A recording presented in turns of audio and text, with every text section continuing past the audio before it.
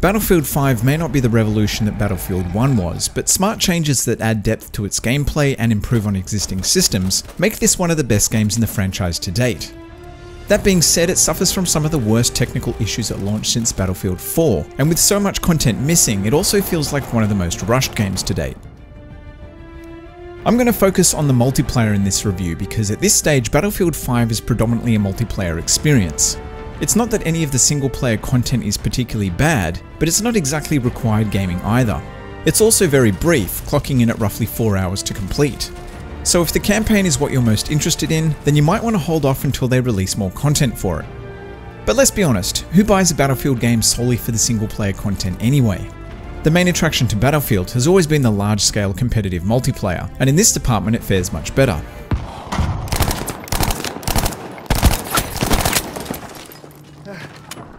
At launch, there are 6 different multiplayer options: Conquest, Grand Operations, Team Deathmatch, Frontlines, Breakthrough, and Domination. There's also a server browser if you prefer to select a specific game type and/or map. Most of what's here is excellent from a presentation and gameplay point of view, but with so much of it coming soon, the level of content does feel lacking. Right now, it feels a bit like eating at an expensive restaurant. What's being served here is good, but there's definitely more plate than meal. The good news is that there's plenty of content planned for both the online and offline modes in the coming months. It's a real shame though that we won't get a proper idea of what the full game looks like until sometime in 2019. Content quantity aside though, Battlefield 5's multiplayer is every bit as epic as you'd expect. It's full of those only in Battlefield moments. Tanks crash through buildings, planes fall from the sky like huge fireballs, and entire sections of the map are reduced to rubble over the course of each match. Destruction is more dynamic than ever, which means that cover has a finite lifespan. Most of the time, cover will only briefly hide your position and provide minimal safety. Once the cat is out of the bag and the enemy knows where you are, you better find shelter somewhere else fast. Thankfully, it's possible to build fortifications that provide additional cover on designated parts of the map. This works well most of the time, but occasionally the build icon is hard to find, and as a result, you end up getting killed while you shuffle back and forth looking like a dickhead. You don't really get a choice of what you build either, but every class is capable of building fortifications, and you get rewarded with decent points for doing so. It's also possible to build ammo and health supply stations, which can be critical for letting your team push forward. The build mechanic helps matches feel a bit more dynamic, and it means that shooting at other players isn't the only way to contribute to your team. Shooting at other players is pretty great though. The gunplay feels tight and responsive, and most of the weapons are satisfying to use. Time to kill is fast, much faster than in Battlefield 1. It's not quite Call of Duty fast, but it gives you very little time to react. A fast time to kill might not be to everyone's taste, but the revive system does offset this quite well because every class can now revive fallen squad members.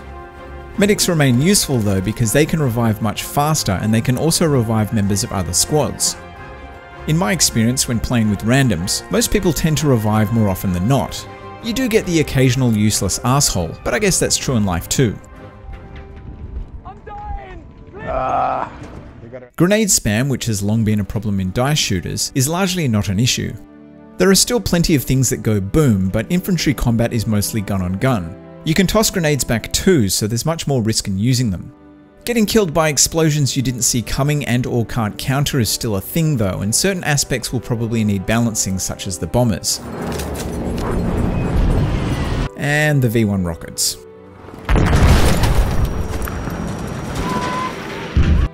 But overall, death by explosion feels far less annoying than in the previous games. The attrition system that was heavily criticised in both the alpha and beta tests has thankfully been toned down. You still need to mind your ammo supplies, but it doesn't feel like you're about to run out every 30 seconds, and usually if you're running low it's a sign that you're doing well.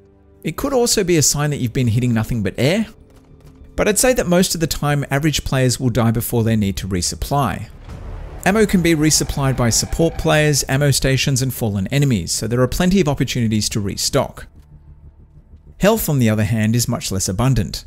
Every class can hold one additional health pack, and these can be found at health stations and from medics. Health no longer automatically replenishes either, it has to be manually topped up. This is very similar to the manual healing system in Black Ops 4, although health packs don't restore your health to 100%. Manual healing adds a nice layer of strategy to each gunfight, and it's just one of the many ways that Battlefield 5's gameplay offers more depth than Battlefield 1. Speaking of depth, Battlefield 5 has a weapon progression system that rewards you with both stat-based enhancements called specializations and cosmetic options. The upgrade system isn't super deep and you can't choose any combination of specializations, but there's enough flexibility to make it interesting and provide a few different setups. Also, if you decide that the path you've chosen is complete shit, then you can always reset it and start over. Weapon customization, on the other hand, has a large number of options that can be combined in any way you like. None of these options change the weapon's performance, but a lot of them can provide camouflage. Given how hard it can be to see enemy players, there's a definite advantage in choosing something map specific.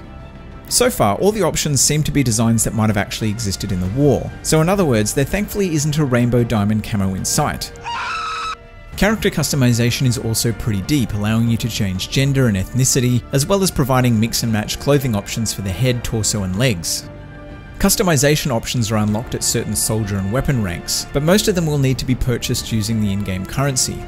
At launch, there isn't any way to purchase cosmetic items using real money, but it's probably safe to assume there is some kind of monetized system planned for the future. Now, class loadouts can be customized with a variety of weapons and equipment. This is very similar to the previous game, so veterans will feel right at home with how this works. Classes can be further customized via combat roles. Each class has 2 at launch, and they give you 2 abilities called traits, and these can be anything from increasing the amount of ammo that enemies drop to increasing your sprint speed. I think DICE might have overcompensated for the lack of customization in Battlefield 1 though, because the menus are pretty intense.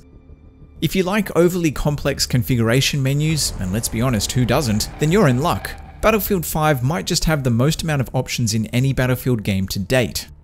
Look, I like tweaking my right stick axial dead zone and fine-tuning my L2 max input threshold as much as the next guy, but the level of detail you can go into here is kind of silly. Also, although the menus look nice enough, some of the options are buried in sub-menus, making them tricky to find. Even when you know how to get where you want, it's difficult to make changes with any kind of speed. This makes customizing your loadout between matches pretty frustrating.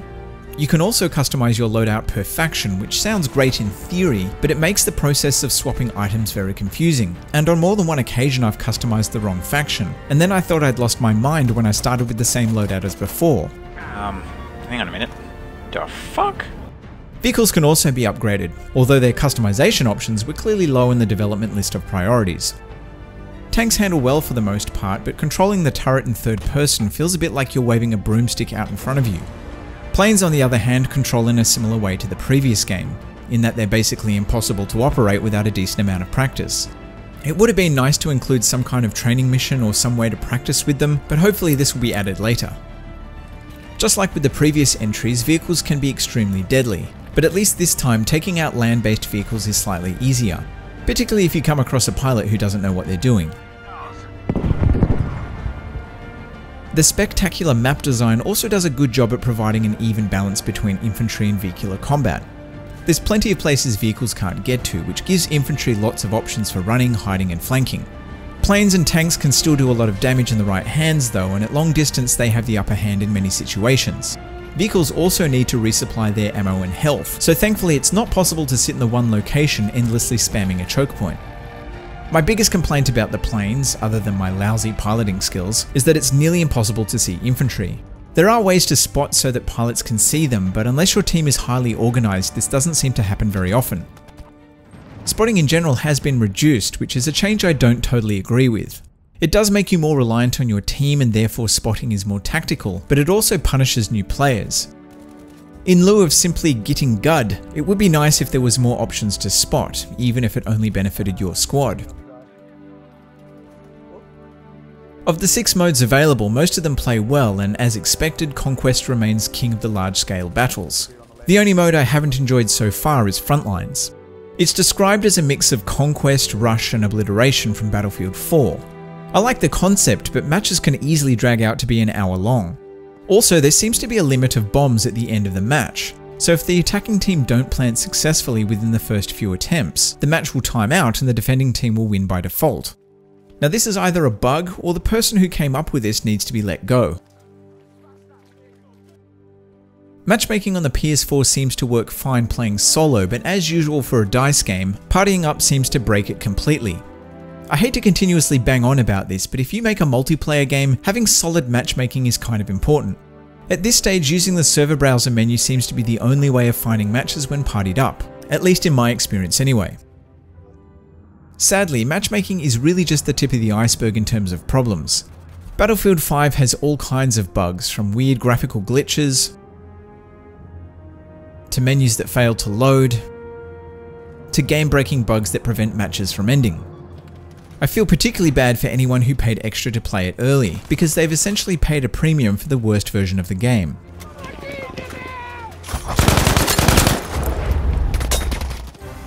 In what is now customary for a DICE game, when it all comes together and works, there's no other game that provides an experience like Battlefield.